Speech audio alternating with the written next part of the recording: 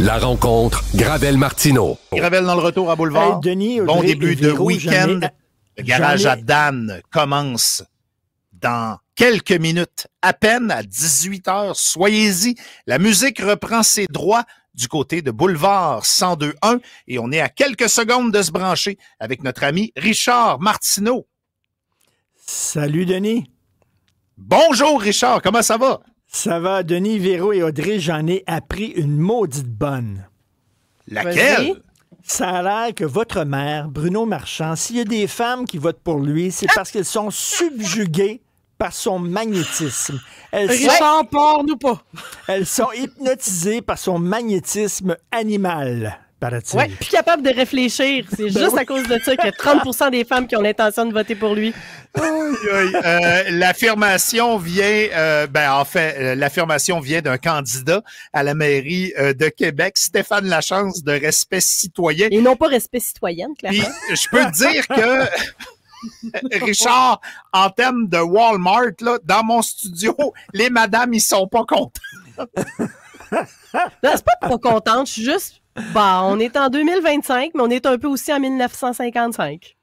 Ben oui, les hommes, lorsqu'ils prennent une décision, là, c'est une décision rationnelle qui est basée sur des faits, puis une analyse longue et studieuse des programmes. Exact. Les femmes, c'est parce que vous le trouvez cute. C'est rien que ça. T'as tout compris. C'est pour ça que lui a l'intention la semaine prochaine de faire un rassemblement pour les femmes, parce que son intention, c'est qu'il aimerait ça conscientiser les femmes à la politique municipale, parce que, Richard, tu le sais, cette année, c'est la première fois que les femmes vont pouvoir voter au municipal. C'est au courant de ça, j'imagine. Fait que, on n'a pas le choix, on s'est jamais intéressé à ça auparavant. Fait que là, faudrait commencer à s'y intéresser. Richard, ce midi, Stéphane Lachance était sur nos ondes, puis évidemment, il a été questionné et confronté sur ses propos, puis bon, je vais faire un peu de la caricature, tu me connais un peu, mais en gros, ce qu'il voulait dire, c'est que c'est normal que les femmes s'intéressent pas à la politique parce que, tu sais, faut qu'ils préparent les repas, puis il faut qu'ils fassent la vaisselle, puis le ménage, puis il faut qu'ils s'occupent des enfants. Inviter les enfants à l'aréna, leur travail, leur carrière, tout. Quand ils arrivent à la politique, là, c'est normal qu'ils votent pour le beau bonhomme, là, parce qu'ils n'ont pas le temps de demander à le monsieur pour qui voter. Tu sais, à la limite, pourquoi est-ce qu'on leur a donné le droit de vote, hein, Richard? Parce qu'ils n'ont pas le temps de s'occuper de ces affaires-là. Faut laisser ça aux hommes. Hein? Ben, c'est des petites bébites, les femmes, tu sais, trop émotives, trop émotives. Exact. Écoute, c'est quand même assez incroyable. Lui, est-ce qu'il a un magnétisme animal, ce monsieur-là, monsieur Lachance? Ben, en fait, dans les intentions de vote, Richard, du dernier sondage léger, il y avait 4 à 6% des électeurs, des électrices, en fait, qui avaient l'intention de donner leur vote à Stéphane Lachance et à Respect citoyen. Okay. Fait que... Je vais laisser les chiffres parler. On nous dit que c'est descendu à 0,5 %. Là, ouais. Là, c'est drôle, hein, Richard, parce que tu sais que la campagne électorale à Québec, il y a comme un show de montagne russe par jour et Stéphane Lachance de Respect citoyen qui a monté dans les sondages. J'ai eu une pas pire semaine. Ouais, ben écoute, il a fait un face-à-face où il a été très performant sur nos ondes avec Claude Villeneuve. Puis il arrive aujourd'hui et il dit, bon, là, c'est l'heure de la fusion. Faut faire une fusion anti-tramway. Puis là, on a approché la gang de Sam Hamad. Puis on va faire un seul parti. T'as suffisamment écouté de films de mafia, Richard, je te connais, pour connaître l'expression « on lui a fait une offre qu'il ne pouvait pas refuser ». OK, c'est ça. Dans le cas de Stéphane Lachance, il a fait une offre qu'on ne pouvait pas accepter. L'offre de Stéphane Lachance, c'est tasse-toi, bonhomme, tasse ton équipe, puis finalement, moi, je vais y aller, je vais devenir maire, puis je vais ramasser tout le vote anti-tramway. Tu comprendras que Sam Hamad, cet après-midi, a réagi en disant que lui va aspirer au poste de maire tel que prévu, que son équipe va se présenter tel que prévu, et que finalement, il n'y avait même pas eu de contact réel avec la gang de Respect citoyen. Il avait ouvert la porte à une rencontre, mais il n'y avait rien qui avait été déposé de manière officielle. Ça, c'est génial, parce que il me semble que lorsque tu veux t'allier à un autre parti, la moindre des choses, c'est peut-être d'appeler le chef du parti, tu sais, qui apprennent pas ça à la radio, mettons, là. T'sais. Ça a été fait dans le désordre. Si jamais tu veux demander ta blonde en mariage, organise-toi pour qu'elle le sache en premier. Sans ça, il y a des chances que ça marche pas. Effectivement. Écoute, Éric Lapointe, il y a un documentaire sur Éric Lapointe sur Crave en 3 parties. Qu'est-ce que tu penses d'Éric Lapointe? C'est-tu aussi clivant les gars puis les filles, Éric Lapointe. Moi, je connais beaucoup de filles qui tripent sur Éric Lapointe, dont ma blonde. Comment Stéphane Lachance de Respect Citoyen fait dire que les filles n'ont pas le droit, ont pas le temps de s'intéresser à Éric Lapointe parce qu'ils sont poignés dans la cuisine. Non, plus sérieusement, Éric Lapointe, c'est une rockstar. Qu'on l'aime ou qu'on l'aime pas, c'est la rockstar du Québec des 20 ou 25 dernières années, sans faire de parallèle avec Robert Charlebois et d'autres. Veut pas, avec Jerry Boulet et ainsi de suite.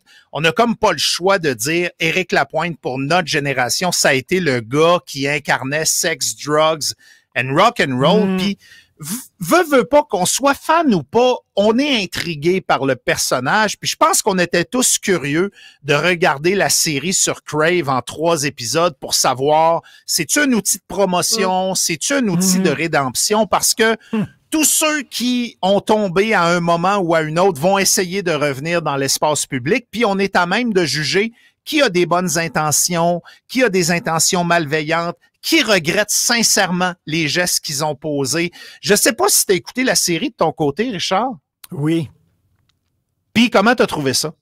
Ben moi, écoute, je connais Éric Lapointe, tu sais, ma blonde a fait On te voit dans un tapis rouge, d'ailleurs. Ben oui. Tu sais, je le connais, c'est quelqu'un que je trouve très attachant. J'aime beaucoup Éric, puis moi, je crois à ses regrets, puis je crois à ses remords qui sont sincères. Écoute, c'est ma personnalité à moi, là. Toi, qu'est-ce que t'en penses? Écoute, ma première réaction en regardant la série, c'est de la tristesse. Puis je m'explique, des gens qui s'auto-détruisent au point où tu vois qu'ils ont de la misère à faire des phrases. Tu vois que physiquement, ils se sont détruits. Et Éric Lapointe fait partie de ces gens-là. On peut faire des parallèles avec Ozzy Osbourne, avec Renaud en France.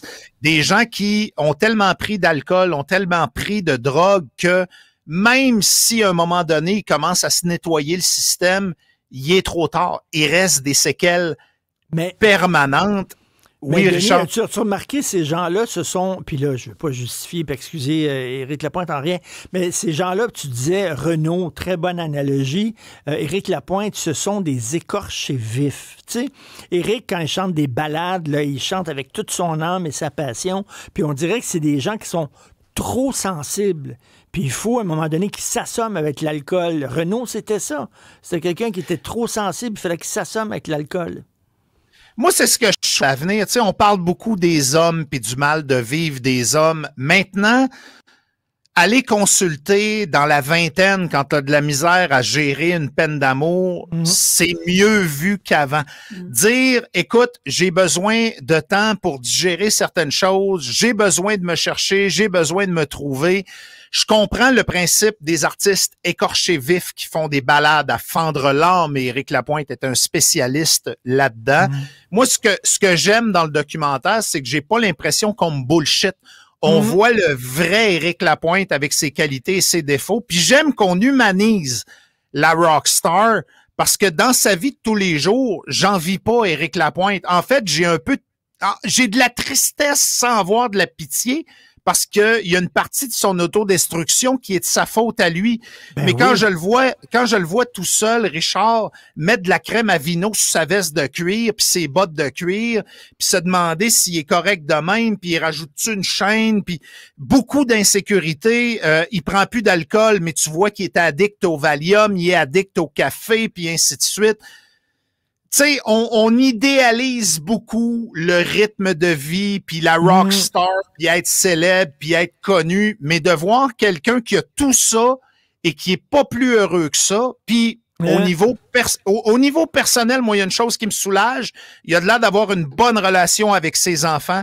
Il s'est peut-être réveillé assez tôt pour faire en sorte que des enfants qui sont à l'âge de l'adolescence puissent avoir accès à un père ouvert. Ça, moi, ça touche ma sensibilité de papa, évidemment. Et j'ai beaucoup aimé le documentaire. Il a une bonne relation avec sa mère aussi. Il est très près de sa mère. Mais tu sais, Denis, c'est le fun quand t'es jeune, puis t'es sur le party, puis les filles, puis la dope, puis l'alcool, tout ça. Mais quand tu continues à être comme ça à 45, à 50 ans, c'est pathétique en Christie, là. Ben, c'est de ça que ça a de l'air. Puis moi, je connais mieux Renaud qu'Éric Lapointe. Je suis un fan fini de Renaud. Puis je trouve qu'il y a tellement une grande tristesse à voir des talents comme ceux-là s'auto-détruire par insécurité, s'auto-détruire parce qu'ils sont pas capables de se remettre de leur peine d'amour. Mais je suis content qu'on explique ça aux gens, par exemple, Richard, parce que dans le mal de l'homme moderne, ça, je trouve que c'est un morceau important.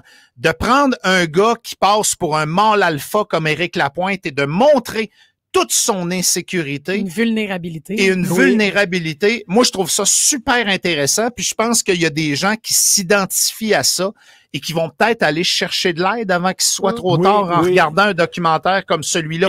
Moi, ça m'a beaucoup touché.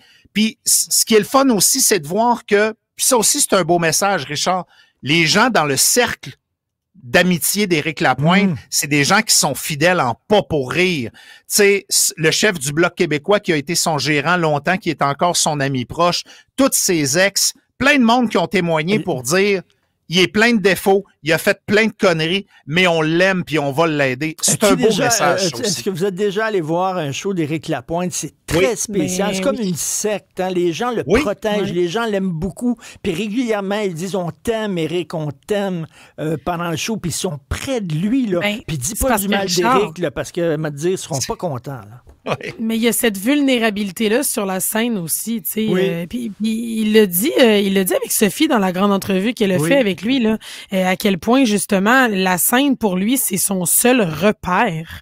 Puis il partage en spectacle. Fait que je pense que effectivement, ça fait la différence parce que quand tu vas le voir, tu as l'impression d'être en communion. Tu as l'impression que c'est un moment unique parce qu'il est tellement ouvert, tripe sa table. Et il veut continuer de le faire parce qu'il dit, moi, je fais du bien au monde. Puis peut-être que le seul bout dans ma vie où je fais du bien au monde, c'est quand je monte sur scène puis que je joue ma musique. Non, c'est très beau. Écoute, je vous souhaite un très bon week-end poussé par le vent, tiens. Merci Richard, c'est bon ça. Salut Richard et salut Marie Stone pour nous. Salut.